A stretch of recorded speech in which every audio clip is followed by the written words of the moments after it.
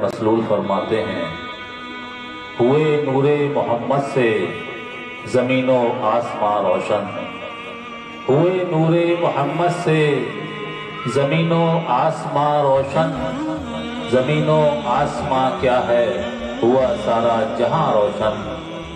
اور اب حضرت اقدس دامت برکاتہم قدسیہ اپنے ارشادات عالیہ سے ہمیں نوازیں گے۔ آئیے نعرہ تکبیر بلند کرتے ہیں، نعرہ تکبیر، نعرہ رسالت، نعرہ غوث، حضور تاجدار اہل سنت، شہید بغداد، فیضان خانقاہ قادری۔ بسم اللہ الرحمن الرحیم وبہ نستعین۔ السلام علیکم ورحمۃ اللہ وبرکاتہ۔ الحمدللہ القادر المقتدر القدیر، والصلاة والسلام علی سید البشیر النذیر وعلی آلہ واصحابہ ووارثی حاله نبی المکین محی الدین برحمتک یا ارحم الراحمین، وبعد۔ اعوذ باللہ من الشیطان الرجیم، بسم اللہ الرحمن الرحیم۔ وَإِلَٰهُكُمْ إِلَٰهٌ وَاحِدٌ لَا إِلَٰهَ إِلَّا هُوَ الرَّحْمَنُ الرَّحِيمُ۔ صدق اللہ العظیم وبلغنا رسولہ النبی الامین الکریم الرؤوف الرحیم، ونحن على ذلك لمن الشاهدين والشاكرين، والحمد لله رب العالمين۔ قال الله تبارك وتعالى مخبرا وآمرا تكريما لحق نبيه وتعظيما، إن الله وملائكته يصلون على النبي صلوا عليه وسلموا تسليما۔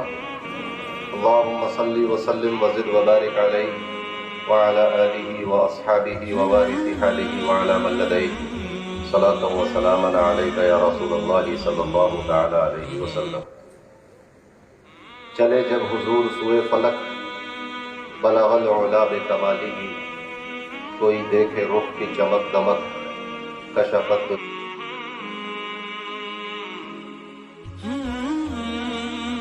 بجمالہ، وہ ہے بے مثال ترین چشم، حسنت جمیع خصالہ، انہیں دیکھ لیں تو پڑھیں ملک، صلو علیہ وآلہ، اللہم صلی وسلم وزد وبارک علیہ وعلی آلہ واصحابہ ووارث حاله وعلی من لدیہ، صلاۃ وسلام علیک یا رسول اللہ صلی اللہ علیہ وسلم۔ اللہ تبارک و تعالیٰ کا فضل و احسان کہ اس نے ہمیں اور آپ کو اس بابرکت نورانی اور بامقصد محفل میں حاضر ہونے کی توفیق عطا فرمائے۔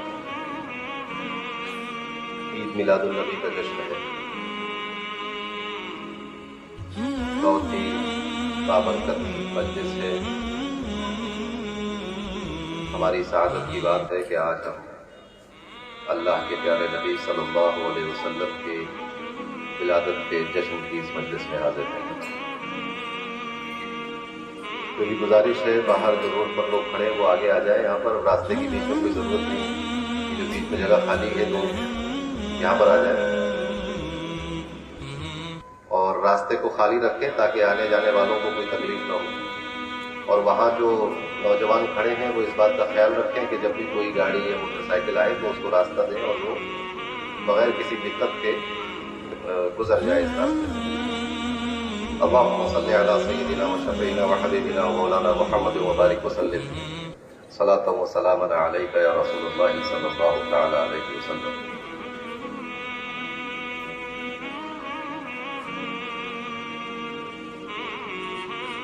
رب نے کیا اتمام نعمت، آئے جہاں میں ختم رسالت، رب نے کیا اتمام نعمت، آئے جہاں میں ختم رسالت، بخشش کا بس ایک سہارا، ان کی شفاعت ان کی شفاعت، سبحان اللہ سبحان اللہ سبحان اللہ، بخشش کا بس ایک سہارا، ان کی شفاعت ان کی شفاعت۔ اللہم صلی علی سیدنا و شفیعنا و حبیبنا و مولانا محمد وبارک وسلم صلاۃ و سلام علیک یا رسول اللہ صلی اللہ تعالی علیہ وسلم۔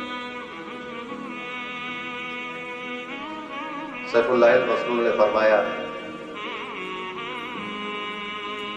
کہ مقام آج نور لامکاں کی آمد آمد ہے، مقام آج نور لامکاں کی آمد آمد ہے، جہان مردہ میں جانے جہاں کی آمد آمد، سبحان اللہ سبحان اللہ سبحان اللہ۔ جہان مردہ میں جانے جہاں کی آمد آمد ہے۔ ایک اور کسی شاعر کا شعر مجھے یاد آیا کہ مکان و لامکان دونوں مکان مصطفیٰ ٹھہرے، مکان و لامکان دونوں مکان مصطفیٰ ٹھہرے، کبھی اس گھر میں آ نکلے کبھی اس گھر میں جا ٹھہرے، کبھی اس گھر میں آ نکلے کبھی اس گھر میں جا ٹھہرے۔ اور وہ ہر عالم کی رحمت ہے، کسی عالم میں رہ جاتے، یہ ان کی مہربانی ہے کہ یہ عالم پسند آیا۔ سبحان اللہ۔ علامہ اقبال نے کہا تھا کہ خیمہ افلاک کا استادہ اسی نام سے ہے، خیمہ افلاک کا استادہ اسی نام سے ہے، نفس ہستی تپش آمادہ اسی نام سے ہے، چشم افلاک کے نظارہ ابد تک دیکھے، رفت شان رفانہ لگا ذکرک دیکھے، کی محبت سے وفا تو نے تو ہم تیرے ہیں، یہ جہاں چیز ہے کیا لوح و قلم تیرے ہیں۔ اس نے کہا تھا کہ قوت عشق سے ہر پست کو بالا کر دے، دیر میں اس میں محمد سے اجالا کر دے۔ سبحان اللہ سبحان اللہ۔ اللہم صلی علی سیدنا و شفیعنا و حبیبنا و مولانا محمد و بارک وسلم صلاۃ و سلام علیک یا رسول اللہ صلی اللہ تعالی علیہ وسلم۔ سورہ بقرہ میں اللہ تبارک و تعالیٰ کی اس بات کا واضح طور پر اعلان کر دیا ہے کہ معبود صرف ایک، عبادت صرف ایک کی ہوگی۔ فرمایا الہکم الہ واحد، عبادت کے لائق تمہارا معبود الہ واحد، وہ ایک ہے، واحد ہے، دو نہیں ہے، تین نہیں ہے، بہت سارے نہیں، بلکہ ایک ہے۔ لا الہ الا هو الرحمن الرحیم، اس رحمان الرحیم کے سوا یعنی اللہ کے سوا کوئی عبادت کے لائق نہیں۔ فیصلہ کن بات اللہ نے فرما دی، یہی دین کی اور ایمان کی اساس ہے۔ مگر سوال یہ پیدا ہوتا ہے کہ واحد کہتے کس کو ہے؟ الہکم الہ واحد، تمہارا الہ واحد ہے، ایک ہے۔ اب واحد کا کیا معنی ہے؟ آپ کہیں گے واحد کا معنی ایک ہے، کیسے کہہ دیا آپ نے واحد کا معنی ایک ہے؟ یہ تو ایک عوامی بات ہو گئی۔ بات جب قرآن و حدیث کی چلے گی تو علمی بنیادوں پر چلے گی، علمی بنیادوں پر ثابت کرنا ہوگا کہ واحد کا معنی کیا ہے۔ تو جب علمی بنیادوں پر ہم واحد کا معنی تلاش کرنے بیٹھے تو پتہ چلا کہ واحد تین طرح کا ہے۔ کتنے طرح کا؟ ایک ہے واحد عددی، جو گنتی میں آتا ہے، 1 2 3 میں جو ایک ہے یہ واحد عددی ہے۔ بات سمجھ میں آ گئی کہ واحد عددی۔ اب واحد عددی کسے کہتے ہیں؟ اب آپ نے جب اس کی تعریفات اور اس کی لغت اور ڈکشنری کھول کر دیکھی تو وہ یہ بتا رہی ہے کہ واحد کہتے ہیں الواحد نصف الاثنین، دو کے آدھے کو ایک کہا جاتا ہے۔ کیسے بتائیں گے ایک کیا ہے؟ تو حکماء نے، فلاسفہ نے، ریاضی داں جو لوگ تھے انہوں نے یہ تعریف بنائی ہے کہ الواحد نصف الاثنین، دو کے آدھے کو ایک کہا جاتا ہے۔ بات واضح ہو گئی کہ نہیں؟ اب اس نے فرمایا الہکم الہ واحد، تو اگر یہ واحد واحد عددی ہے تو پھر دو الہ تصور کرو اور اس کا آدھا کرو اور اس آدھے کو اپنا الہ مانو تو توحید بنے گی۔ توحید کا مطلب یہ ایک کرنا کہ اردو ترجمے پڑھ کر دین سکھانا بہت آسان ہے۔ دین اردو میں نہیں اترا، انگریزی میں نہیں اترا ہے، دین زبان مصطفیٰ میں اتارا گیا ہے، یہ قلب مصطفیٰ پر اتارا گیا ہے۔ تو اب اردو ترجمے اور انگریزی ترجمے اور گوگل کام نہیں آئے گا، آپ کو علمی بنیادوں پر طے کرنا ہوگا کہ واحد عددی مان کر توحید مانی جائے گی کہ نہیں. لفظ توحید اس کا معنی ایک نہیں ہے، اس کا معنی ہے ایک کرنا. عربی جاننے والے جانتے ہیں. دیکھو عربی دو طرح کی ہے. ایک تو وہ کہ جو پنچر جوڑنے سعودی گیا 10 سال رہا، وہ بھی عربی بولنے آتا تھا. تفضل کیف حالک جو اس پر، یہ عربی قرآن کی عربی نہیں ہے. ایک عربی وہ ہے جس عربی زبان میں قرآن نازل ہوا. عرب میں جو لوگ چٹنی اور پاپڑ بیچتے ہیں وہ بھی یہ نہیں کہتے آؤ لے لو چٹنی لے لو چٹنی لے لو. جو بس کے کنڈکٹر ہے نا وہ بھی نہیں کہتے آؤ چلو مدینہ چلو مدینہ چلو، وہی نہیں کہتے، وہ عربی میں کہتے. وہاں کے کتے بھی اگر سٹ ڈاؤن کہو گے تو بیٹھے گا نہیں. گھر کے پالتو کتے بھی قف کہو گے تو رکے گا. تو عربی چلتی ہے. تو سعودی کی عربی وہاں رہ کر عربی سیکھ لینا. جیسے ہم مصر گئے، وہاں 5 سال رہے. بہت سے لوگ وہاں پر بچے MBBS کرنے آئے تھے. عربی تم بھی عربی بول لیتے ہو، کیا کریں گے یہاں پر کچھ سامان خریدنے جاؤ تو عربی بولنا پڑتا. تو یہ عام بول چال جو، اب میں آپ کو ایک مثال دوں، جیسے جب ہم لوگ اردو بولتے ہیں تو بہت سے لوگ کہتے ہیں کہ بھائی ماں صاحب آئے. اب انگلینڈ کا ایک آدمی آپ کا ماں صاحب سمجھے گیا اور ڈکشنری کھولی، اس کو لغت میں نہیں ملا ماں صاحب کسی نہیں ملا. ماں صاحب ہے اس کا کیا؟ وہ آیا یہاں پر ارے مات ڈالا. اب مات ڈالا سوچتا ہی آگے کیسے کہتے ہیں مات ڈالا. مات ڈالا یہ کون سی اردو؟ تو اصل لفظ کیا تھا؟ مار ڈالا. بہت اچھا کیا چیز، کسی لغت میں نہیں ملے گا. یہ عام بول چال کی زبان ہے. لغت میں ملے گا بہت اچھا. کہنے نہیں ملے گا کہیں. کیا کہنے یہ بات نہیں سمجھ میں بات آئی. تو ایسی عربی میں بھی ہے. وہ پوچھتے ہیں آئیز ہے. اب آئیز ہے ڈھونڈتے رہ جائیے. فصیح عربی نہ قرآن میں آیا نہ حدیث میں آیا. ہمیں لے نہیں آیا. وین بھی عربی ہے. وین تو انگریزی کا لفظ ہے. وہ کہتا کوئس عاملے الگ کوئس ڈھونڈ رہی ہے عربی میں آپ نہیں ملے گا. تو یہ عام بول چال کی زبان الگ ہے. اس کو بول کر اور سیکھ کر قرآن سمجھ میں نہیں آیا. تو توحید بولنا بہت آسان ہے. توحید کا معنی یہ ہے ایک کرنا. اب کرو ایک اس واحد کو جو الواحد نصف الاثنین، جو 2 کا آدھا تھا. تو کیا ہمارا رب، ہمارا معبود 2 کا آدھا ہے؟ ماننے گئے تھے توحید، ہو گئے مشرک. پہلے 2 مانے، 2 الہ مانے، پھر 2 میں سے آدھا کیا تو پھر وہ واحد بنا. پتہ چلا کہ یہ بس مقصود نہیں. یہ ریاضی داں اور یہ فلاسفہ یہ اپنی آپ اصطلاحات اٹھا کر اپنی جیب میں رکھ لو. ہماری توحید ایسی نہیں ہے کہ 2 کا 1 مانا جائے، دوسرے کا تو تصور ہی نہیں.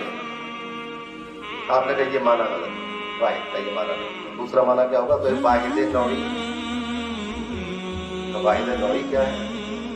تو واحد نوعی کہتے ہیں اس کو جیسے الانسان نوع واحد. یہ ایک نوع ہے. بہت ساری مخلوقات ہیں جس میں بکریاں ہیں، بھینسیں ہیں، بیل ہیں، گدھے ہیں، سور ہیں، کتے ہیں.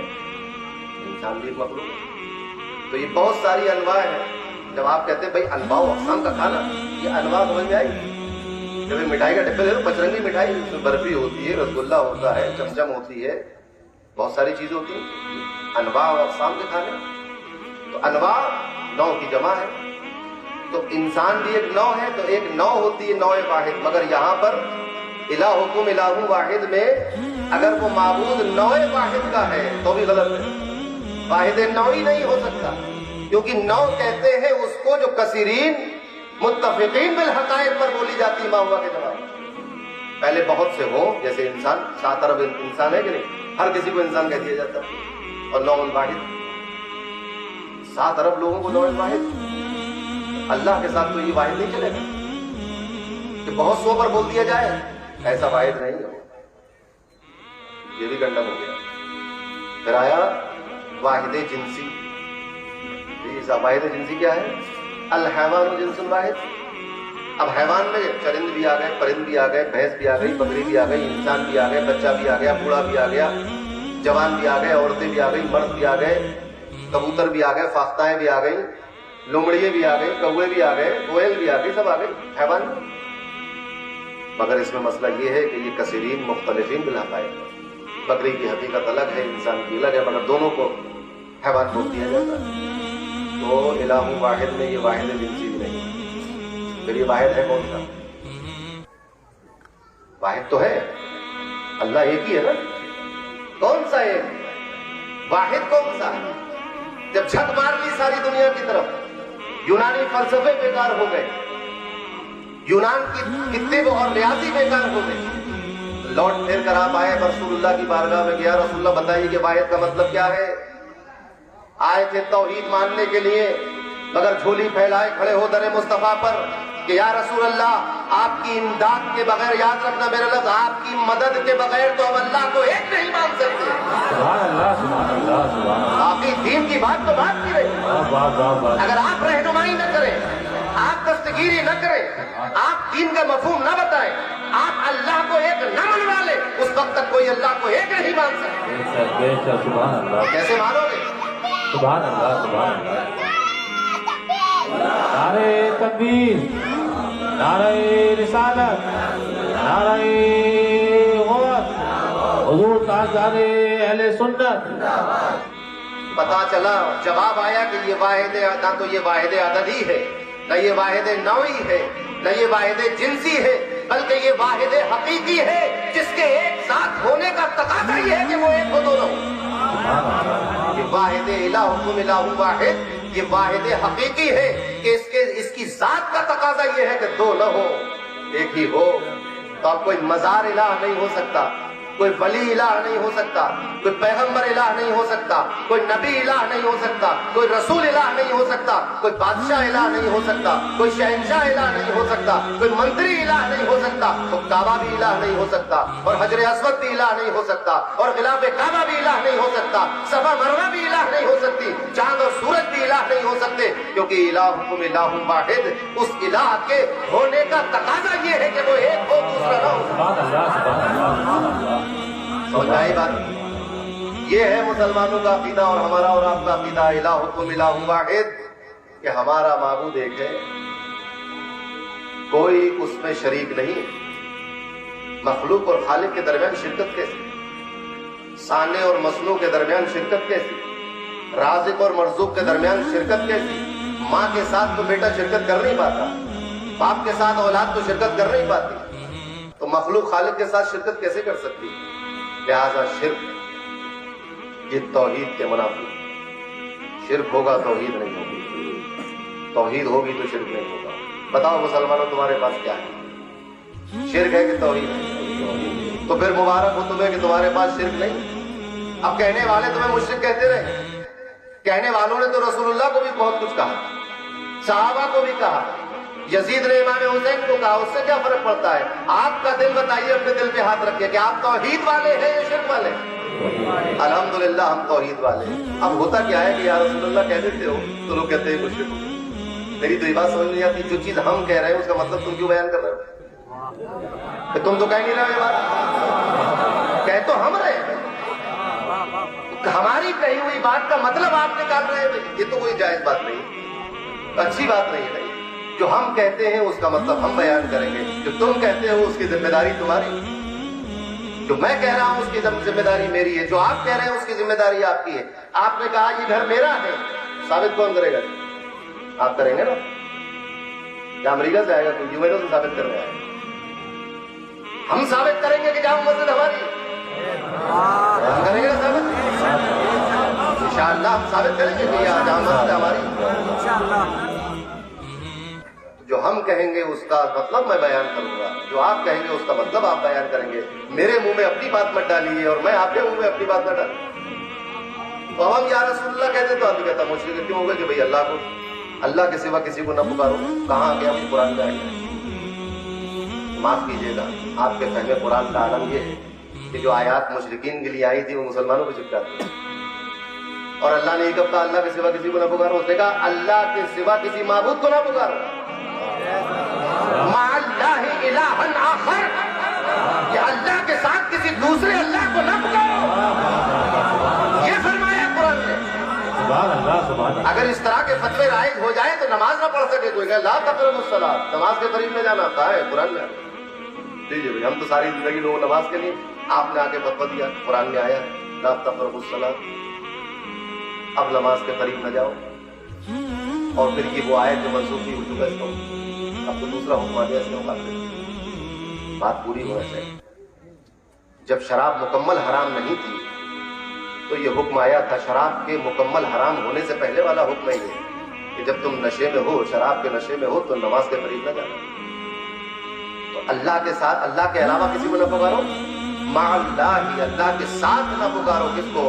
الہ آخر، دوسرے معبود کو، دوسرے اللہ کو، دوسرے رب کو اللہ کے ساتھ نہ پکارا، کیونکہ اللہ ایک ہے، دوسرا رب نہیں ہے کوئی، صرف اللہ کو پکارا کرو۔ بات سمجھ میں آئی؟ اسی لیے نماز صرف اللہ کی، روزہ صرف اللہ کا، حج صرف اللہ کا، عبادت صرف اللہ کی، صرف اللہ کی ہوتی نا؟ کیا چھوٹے سرکار کی بھی ہوتی؟ اللہ صرف اللہ کی ہوتی، نہ رسول اللہ کی ہے، نہ کلیم اللہ کی ہے، نہ خلیل اللہ کی، کسی کی نہیں۔ عبادت صرف اللہ کی ہے۔ اب رہ گیا مسئلہ یہ کہ نہ پکارو تو اللہ، دوسرے اللہ کو کون پکارتا؟ مسلمان، کوئی نہیں پکارتا، اور جو پکارے وہ مسلمان نہیں۔ بات سمجھ میں آئی؟ نہیں آئی؟ کیونکہ اللہ نے فرمایا الہکم الہ واحد، تمہارا رب ایک ہے، اور اس کی صفات آگے بیان کر دی، لا الہ الا هو الرحمن الرحیم، کوئی معبود نہیں اللہ کے سوا، رحمان الرحیم ہے جو بھی معبود ہے، اس کے سوا کوئی معبود نہیں۔ بات واضح ہو گئی، ہمارا اور آپ کا عقیدہ واضح ہو گیا۔ اب رہ گئی بات یہ کہ رسول اللہ، پھر کیا معاملہ رہا؟ رسول اللہ کو وسیلہ بنے توحید کے عقیدے کو ثابت کرنے، توحید کی وضاحت میں رسول اللہ وسیلہ بنے۔ اب جب وسیلہ بن گئے تو وسیلے کی بھی کہانی سنتے چلو۔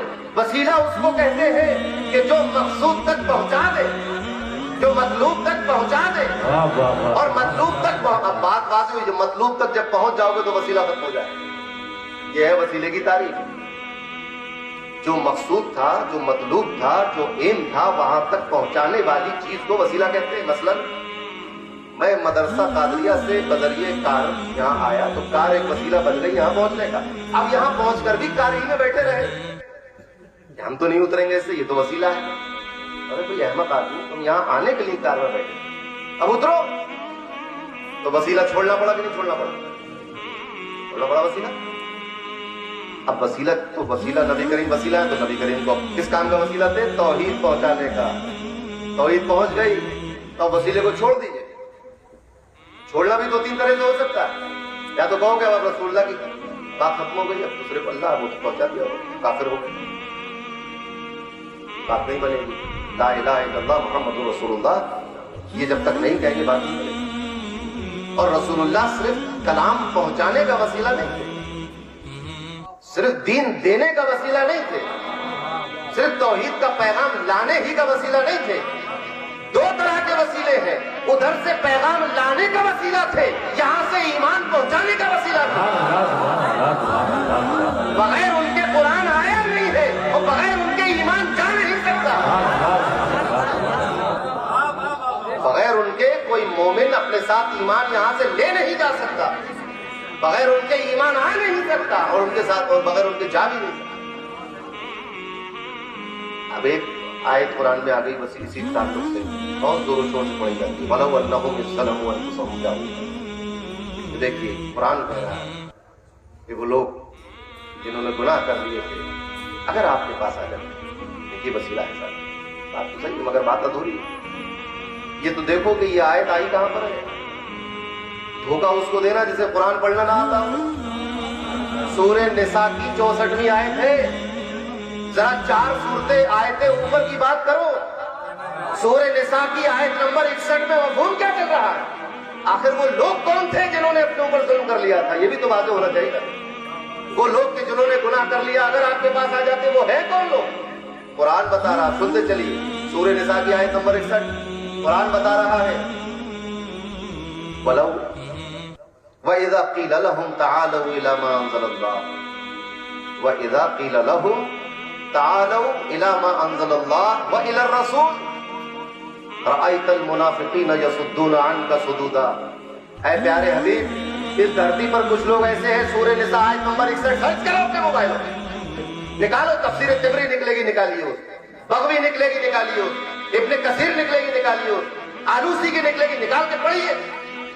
کیا کہہ رہا ہے اللہ کہ جب ان لوگوں سے یہ کہا جائے, کچھ لوگ ایسے ہیں جب ان سے کہا جاتا کہ آؤ اللہ کے دین کی طرف, جو اللہ نے نازل کیا اس کی طرف آؤ, وَإِلَى الرَّسُولِ, اور رسول کی طرف آؤ. دو طرف بلا لیا گیا, اللہ کے دین کی طرف بلایا یعنی نمازوں کی طرف, روزے کی طرف, حج کی طرف, زکات کی طرف, قرآن کی طرف, سچائی کی طرف, کعبے کی طرف, حجر اسود کی طرف, اِلَى مَا أَنزَلَ اللَّهُ, جو اللہ نے نازل کیا اس کی طرف آؤ. وَإِلَى الرَّسُولِ, اور رسول کی طرف آؤ. دو جگہ بلایا گیا تھا, گھر پہ بھی آنا, دکان پہ بھی آنا. سمجھ میں آئی؟ دو طرف بلا لے. تو اللہ کے دین کی طرف بھی آؤ, رسول کی طرف بھی آؤ. رأیت المنافقین, آپ منافق کو دیکھیں گے, یصدون عنک صدودا, وہ تیری طرف آنے سے منہ موڑ لیتا ہے, وہ آپ کی طرف آنے سے منہ موڑتا ہے. دین کی طرف تو آتا ہے, نماز تو پڑھ رہا ہے, منہ کس چیز سے موڑا اس نے؟ یصدون عنک صدودا, وہ آپ کی طرف آنے سے گردن گھمائے. وہ جرم یہ تھا کہ رسول کی طرف نہیں آ رہے تھے. ورنہ مجھے بتاؤ مسلمانوں, مسئلہ کیا ہے؟ اگر گناہ ہو جائے تو فوراً توبہ کرو, کیا رسول اللہ کے پاس جا کے توبہ کرو؟ پوچھو کسی بھی مسلک کے مفتی سے پوچھو, وہابیوں سے پوچھو, سنیوں سے پوچھو, شیعوں سے پوچھو, رافضیوں سے پوچھو, خارجیوں سے پوچھو, دیوبندیوں سے پوچھو, جس سے چاہ پوچھو کہ بھئی گناہ ہو گیا, صبح اٹھے, فجر کی نماز نہیں پڑھ سکے, دودھ لینے چلے گئے, کتنا بڑا گناہ ہے. اب کیا کرو؟ ٹکٹ کٹاؤ اور ویزا لگواؤ اور جاؤ مدینہ شریف, اور وہاں پہ میری بہن چھڑ جائے گی کہ یہ رسول اللہ کی قبر پہ آنے کی بات تھوڑی کہی ہے, یہ تو رسول اللہ کے پاس آنے. جاؤ کا بے حیا آ گیا اس میں. جاؤ کا آپ کے پاس, ہم کہہ رہے ہیں اس کو چھوڑ دیجیے, آپ اسی زمانے کی بات کریں. کیا کرے گا؟ مسئلہ کیا ہے؟ مسئلہ یہ کہ گناہ ہو گیا تو فوراً توبہ کرو نا. مسلمانوں, یہ مسلمانوں کا مسئلہ ہے, یہ ان لوگوں کا مسئلہ ہے جو دونوں طرف آ چکے ہیں, جو دین کی طرف بھی ہیں, رسول اللہ کی طرف بھی آ چکے ہیں. اگر وہ گناہ کر دے تو گھر بیٹھے توبہ کر لو. یہ زحمت کیوں دی جا رہی ہے, اتنا ذلیل کیا جا رہا ہے کہ جس کی طرف آنے سے منہ موڑ رہے تھے, جاؤں گا جب تک آ نہیں جائے گا, بات نہیں بنے گی. سبحان اللہ, سبحان اللہ. جرم نماز چھوڑنے کا نہیں تھا کہ نماز ادا کر کے توبہ کر لو. جرم زکات نہ دینے کا نہیں تھا کہ زکات ادا کر کے توبہ کر لو. جرم ماں باپ کے ساتھ بدسلوکی کا نہیں تھا کہ ان کی خدمت کر کے توبہ کر لو. جرم تو یہ تھا کہ آپ کے پاس نہیں آتے, تو پھر تو اب کعبے میں توبہ نہیں ملے گی, پھر تو مسجد میں توبہ نہیں ملے گی, پھر سجدے میں توبہ نہیں ملے گی, پھر قرآن کی تلاوت میں توبہ نہیں ملے گی. جاؤ کا, اس کو آپ کے پاس آنا ہوگا. وہ کون ہے؟ وہ ہے منافق. یہ جرم منافقوں کا تھا کہ آپ کے پاس آنے سے منہ موڑ رہے تھے. اللہ نے فرمایا کہ اپنے گھر میں بیٹھ کر توبہ کر لے, نہیں مانی جائے گی جب تک تیرے پاس نہ آ جائے. وَلَوْ أَنَّهُمْ إِذْ ظَلَمُوا أَنفُسَهُمْ, جاؤ کا, جنہوں نے ظلم کر لیا تھا, آپ کی طرف سے منہ موڑ لیا تھا, اگر یہ آپ کے پاس آ جاتے, بات پھر بھی نہیں بنتی, آ کے توبہ کرتے. کس چیز کی توبہ کرتا؟ نماز تو پڑھ رہا تھا, توبہ کس بات کی کرتا؟ توبہ اس بات کی کرتا کہ رسول اللہ کی طرف نہیں آیا تھا. اب اس توبہ پر رسول اللہ تم راضی ہو کہ نہیں یہ بھی جاننا ضروری ہے. اگر تم راضی نہیں ہو تو اس کی توبہ اس کے منہ پر مار دی جائے گی, اور اگر راضی ہو تو پھر تم بھی اللہ سے سفارش کرو. نعرہ تکبیر, نعرہ رسالت, نعرہ غوث. سبحان اللہ, سبحان اللہ. آیت نمبر 64 ہے, سرچ کر لیجیے. یہ آئے اور آ کر آپ سے توبہ کا, اور آپ کے سامنے کھڑے ہو کر توبہ کرے, نہیں مانی جائے گی. یا رسول اللہ, اے حبیب, آپ راضی ہیں؟ کیسے پتہ چلے گا آپ راضی ہیں؟ ایسے پتہ چلے گا کہ آپ بھی اس کی سفارش کریں, تو پتہ چلے گا کہ آپ راضی ہیں. آپ کے پاس آ کر یہ گڑ گڑائے, اللہ سے توبہ کرے, استغفار کرے, اور پھر آپ بھی اس کے لیے استغفار کریں کہ آپ بھی کہیں کہ اللہ اس کو معاف کرے. سوچو, اس دنیا میں معافی مانگنے کے لیے رسول اللہ کی ضرورت ہے. جس دنیا یہ دارالعمل ہے, ابھی نمازیں پڑھ سکتے ہو, کلمہ پڑھ سکتے ہو, اللہ کو راضی کر سکتے ہو, تو رسول اللہ کی ضرورت ہے. اس آخرت کے میدان میں جانا, نماز پڑھ سکتے ہو, نہ توبہ کر سکتے ہو, کچھ نہیں کر سکتے. جو ہے وہ ہے, وہاں تو رسول اللہ کی اشد ضرورت پڑ رہی. فرمایا کہ آپ بھی اس سے راضی ہوں کیونکہ اس نے بدتمیزی آپ کے ساتھ کی, توہین و گستاخی آپ کی ہے, لہذا آپ کا راضی ہونا بہت ضروری ہے. اب ذرا سوچو کہ وہ رب کائنات ہو کر، وہ خالق محمد الرسول اللہ ہو کر اپنے حبیب کی مرضی کے بغیر اس کے گستاخ کو معاف نہیں کرتا. آج کیسے جرأت کسی کو ہو گئی کہ رسول اللہ کو بائی پاس کر کے اللہ کو راضی کر دے؟ سبحان اللہ. تو نعرہ تکبیر، نعرہ رسالت. سبحان اللہ. رسول اللہ کے بغیر عقیدہ توحید ادھورا ہے. یہ ایک فلسفہ تھا، اس کو عقیدہ بنایا محمد رسول اللہ نے. تو رسول اللہ کا وسیلہ بل پتہ چلا کہ وسیلہ کہاں تک پہنچے گا. اب وسیلہ ایمان لے آئے، وسیلہ ختم نہیں ہوا. ابھی تمہیں قرآن پر وَأَقِیمُوا الصَّلَاةَ، اب آپ کو نماز پڑھنی ہے. اب آپ نے ڈکشنری کھولی، صلاۃ کسے کہتے ہیں؟ ایک معنی نکلا کہ صلاۃ دعا کو کہتے ہیں. اسی ابھی آپ مطمئن ہوئے تھے کہ دوسرا معنی نکلا کہ سر پہ ہاتھ رکھ کے، دوسرا ہاتھ کمر پہ رکھ کے ہلنے کو دعا صلاۃ کہتے ہیں. اب آپ کی مرضی ہے، جس معنی کو چاہیے مان لیجیے. دن میں 5 بار کیے چلے گی. اور بھی کئی معنی ہے صلاۃ کے، نہیں چلے گی. پھر رسول اللہ کی بات کہا، یا رسول اللہ یہ صلاۃ کیا ہے؟ کیسے پڑھنا ہے اس کو؟ کیسے ادا کرنا ہے اس کو؟ جب سوال کیا رسول اللہ نماز کیسے پڑھنا ہے، فرمایا صلو کما رأیتمونی اصلی. زیادہ دھیان نہ لگاؤ کہ نماز کیسے کہتے ہیں، جو میں کرتا ہوں وہ تم کرنے لگو. صلو کما رأیتمونی اصلی، مجھے جس طرح پڑھتا ہوا دیکھتے ہو نا، بس اسی طرح تم بھی کرو. یہی نماز ہے، کلام رب کا ہے، تشریح مصطفیٰ کی. اتنا علم والا رسول فرمایا جیسے میں کرتا ہوں ویسے تم بھی کرو. تو کسی نے دیکھا کہ رسول اللہ نے ہاتھ یہاں باندھا، اس نے وہاں باندھ دیا. صلو کما رأیتمونی، ڈنڈا لے کے نہ سوار ہو جانا کہ ہاتھ کہاں بدیں گے. بات رسول اللہ نے یہ نہیں فرمائی ہے کہ ہاتھ یہاں باندھ کے نماز پڑھو. فرمایا صلو کما رأیتمونی، مجھے جیسا دیکھتے ہو ویسے پڑھو. تو جس نے یہاں دیکھا اس نے یہاں باندھے، جس نے ناک پہ بندھے ہوئے دیکھے اس نے وہاں باندھے، اور جس نے چھوڑے ہوئے دیکھے اس نے چھوڑ دیے، باندھے ہی نہیں. سبحان اللہ، سبحان اللہ. تینوں طریقے آئے. نبی کریم نے جیسے پڑھتا ہوا دیکھو، کبھی نبی کریم کی مرضی. اب آپ ذرا ان پر تو آپ ہی نہیں کہتے کہ آپ ایسا کیوں کر رہے ہیں، یہ 3 طرح سے نیت کیوں باندھی آپ نے؟ ارے اتنا گستاخ اور شوق کون ہو سکتا ہے جس کو نمازوں سے دلچسپی نہ ہو؟ ریاکاری کر رہا، اسی کو تو تکلیف ہوگی نا. جہاں بات رسول اللہ کسی کو پوچھ سکتا ہے یہ بات کہ بھئی آپ نے اس پتھر پہ پیر کیوں رکھا کہ یہ موم ہو گیا، دوسرا والا تو نہیں ہوا موم؟ ارے بھائی یہ کیا بات ہے؟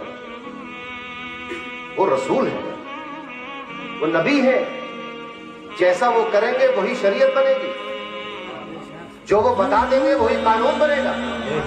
تو جس زمانے میں ان کو یہ اندازہ تھا کہ ہاتھ سینے پر بندھنے چاہیے، اس زمانے میں سینے پر باندھے.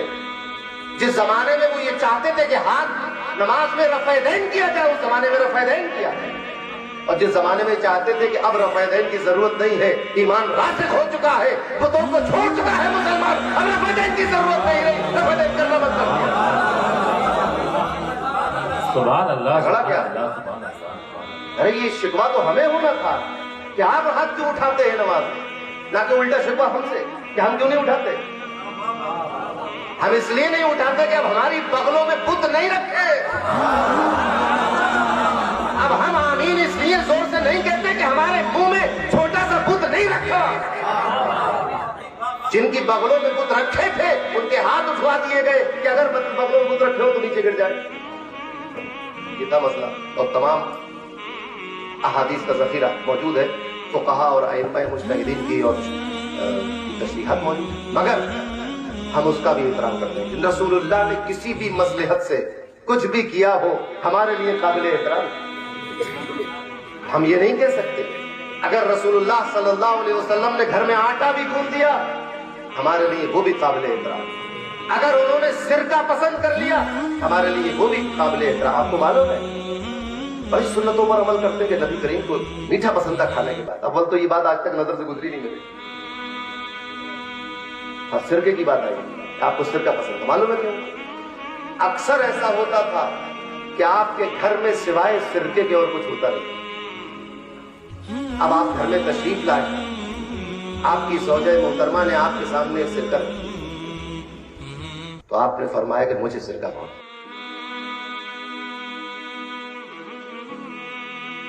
वाह क्या चीज, ताकि उनकी बीवी के दिल को यह एहसास ना हो कि मैं कुछ रख नहीं सकी उनके सामने।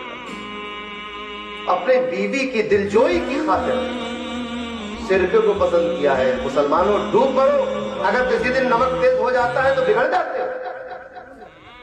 यही है सुन्नी मुसलमान, बीवियों के साथ ये सुलूक, घर की औरतों के साथ ये सुलूक, और जश्न ईद मिलादुन नबी में बैठे हो कि मर जाएंगे रसूल की मोहब्बत में। अरे रसूल की मोहब्बत में तेज नमक तो तुमसे खाया नहीं गया, जहर का प्याला क्यों पियो? बहुत आसान है ये कहना कि सरे दोस्ता सलामत के तू खंजर आजमाई, बहुत आसान है कि मिजाजे सरे तस्लीम खम है जो मिजाजे यार में आए। अरे नमक तो खा नहीं पा रहे थे, अरे नमक खाओ तेज, ताकि दुनिया कहे कि ये रसूलुल्लाह के नमक हलाल लोग हैं। सुभान अल्लाह। नमक से वो परहेज करे जो नमक हरामी का इरादा रखता हो। अगर कभी हल्का फीका तेज हो जाए तो ये सोचकर कि मेरे रसूल ने कभी उफ नहीं किया अपनी बीवियों के साथ, अपने घर की औरतों के साथ, हम भी नहीं करेंगे, आपको सवाब भी मिल जाएगा और उसकी बरकत से अल्लाह तबारक व तआला आपके घर में खैर बरकत भी देगा। कि ये बंदा मेरे रसूल की सुन्नत पर इस कदर अमल करता है कि अपने मिजाज के खिलाफ भी अगर कोई बात है तो रसूल की सुन्नत समझकर अपनी ख्वाहिश को दबा देता है, रसूलुल्लाह की सुन्नत को आगे कर देता है। क्या फरमाया 64वीं आयत में कि जो गुनाहगार थे उनके मुनाफिक, पूरा मजमून मुनाफिकीन में चल रहा है पीछे। तो मुनाफिकों की यानी जो रसूलुल्लाह के गुस्ताख थे, आपको एक और मिसाल दूं, मसला बिल्कुल वाज़ेह हो जाएगा 2 दूनी 4 की तरह। ये भी घरेलू टुकड़ा है। करबला के मैदान में दोनों लोग नमाजें पढ़ रहे थे कि नहीं, और यजीद को तो ईमान का इस कदर दावा था, मुसलमान होने का दावा इतना था कि न सिर्फ मुसलमान